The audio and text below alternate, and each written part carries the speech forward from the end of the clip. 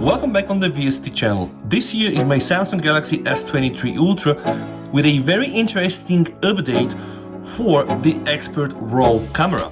But before we get to the test, let me show you something. Yesterday, the cameraman person, which is the boss of the Samsung camera development, came up with this huge announcement, which I'm showing you on my Xiaomi 14 Pro. Yes, testing the auto brightness, by the way.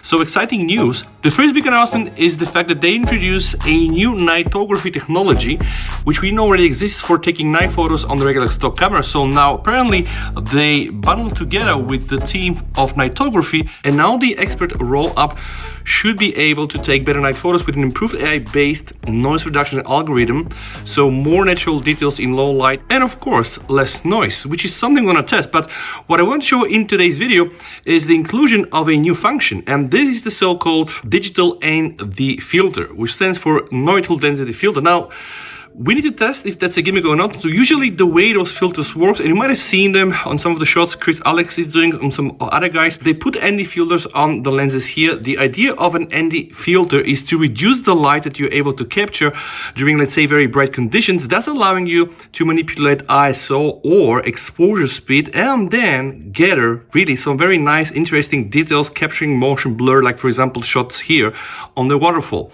So imagine you have a very nice bright day, you have a waterfall, you want to capture and create a motion blur photo, but then when you change the exposure time, of course the picture is going to be overexposed. And here, this is where the ND filters come in place, because they allow you to manipulate ISO and exposure speed, but then you can also limit the light. And now guys, we are going to simulate a waterfall here at my home, because I don't have one, to really see if this makes something or not.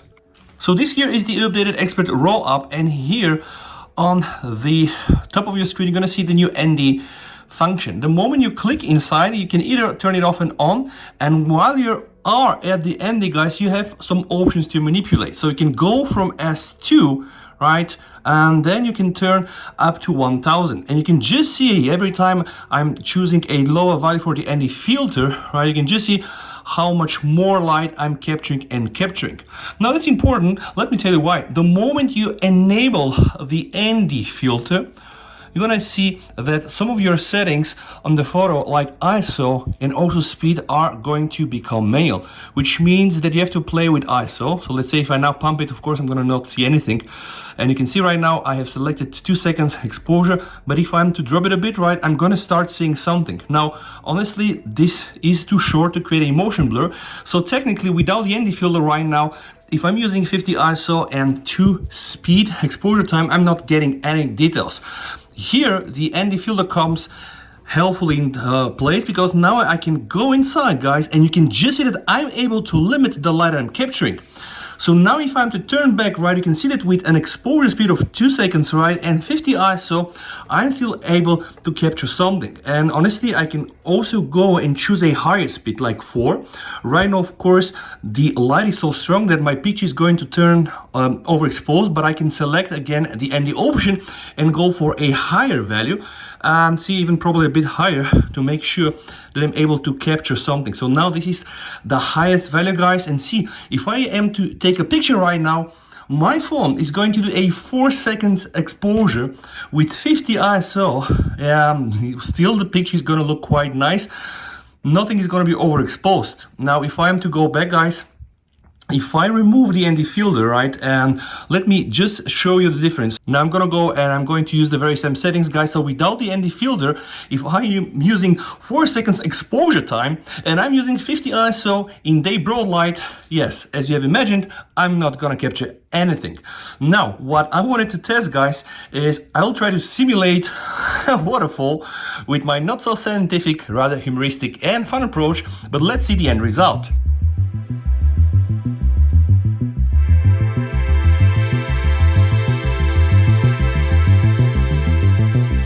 All right, let's see the first test.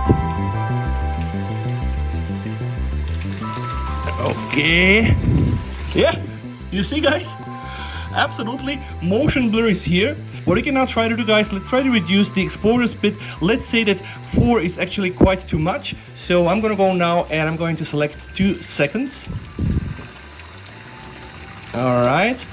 And yep, voila. So although it's not ideal, you can probably see what is the background, what is the backstory for this ND filter. So although it's not ideal, guys, I really hope that this test will help you to understand the power, what you can do with this ND filter. So what we also need to understand is really how applicable this is in real life situation. But so far, what I'm just seeing with my own eyes really gives me some high hope. So the moment I have access to a real waterfall, of course, I'm going to retest it.